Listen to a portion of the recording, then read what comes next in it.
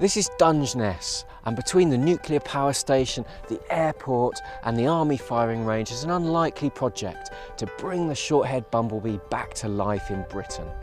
Last year they released 51 of these creatures from Sweden around the land here, but none have been seen since because we had such atrocious weather. So this summer conservationists are trying again. Bumblebees are just fabulous. When the first queens come out in the spring and they're a bit dozy and slow and they're busy drinking from a flower, you can literally go up and stroke them. And, you know, they're just wonderful. They're just amazing little creatures. We're using this bee as a flagship species of our habitat decline. By recreating habitat for bumblebees, you're recreating an ecosystem that's largely been lost. So we're going to benefit the bees and we're going to benefit everything else. So in this fridge we have queen short-haired bumblebees, and they're kept in these small vials here. So it basically keeps them cool. They are kept at 4 to 5 degrees. We feed them then each night with an artificial nectar solution. So in the top end here, what we do is we take out the brown side, and then on a cotton bud we fill that with artificial nectar solution, pop it through, and the queen can actually stick out her tongue and feed off of that. Tell me about the quarantine that they have to go through.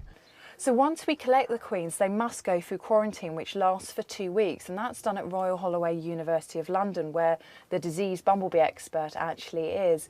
We can't release any queens that have diseases or parasites. And how many did you lose this year? We actually lost about 50%, which is quite high, but then this is what bumblebees are faced with, and that's true for all bumblebee species. Diseases do regulate a population.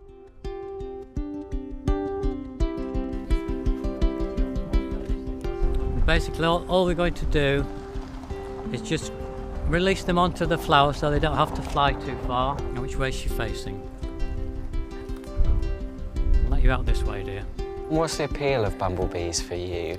What induces such passion? I'm fascinated with wildlife generally, and the insects in particular, and I think the bumblebee is such a charismatic insect. You know, it's so gentle and harmless as well. Do you think the bees look in better shape this year? Yes, I feel they're cleaner and healthier somehow.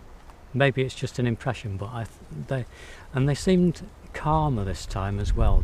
Maybe they were a little bit cooler, I don't know, but it's nice to just be able to see them as you release them, to just get on a flower and warm up. Nikki, tell me about the distinguishing characteristics of the short-haired bumblebee. She doesn't look very stripy.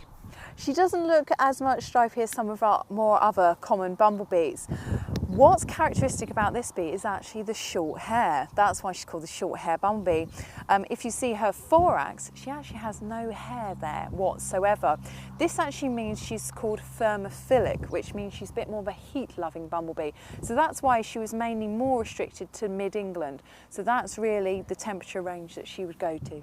So she's got her head deep in a flower there. Is she collecting pollen or nectar at this point? So she's sticking her tongue out and sucking up the nectar like a straw. You can see when her head comes out, it's actually dusted all along the back with pollen. I can see it now. She's got this dusting, just as you the described pollen. there. Yep, that's all the pollen there. So this flower produces yellow pollen, so you can see that all at the back of the head. It must mean an awful lot when each bee is so hard won to bring it over here. It's absolutely amazing to see them here, to see them forage and to see them act as we'd hoped they would act. I'm hugely optimistic. I've been accused of optimism before. Last year's results don't look great, but this is a long-term project. We knew that last year wasn't the end of it, and we know this year isn't the end of it. And we've got a good week's weather to come this week, so we know that they will get a decent chance to settle in. This is really exciting. I'm really going to look forward to letting her go, so I'm just going to warm her up for a bit, see if that helps. So I've just taken open the end of the vial where the short-haired bumblebee is facing, and I'm hoping she will now climb up. Apparently they like climbing up more than climbing down. Climb up, out. Oh, she's coming out, she's ready to go.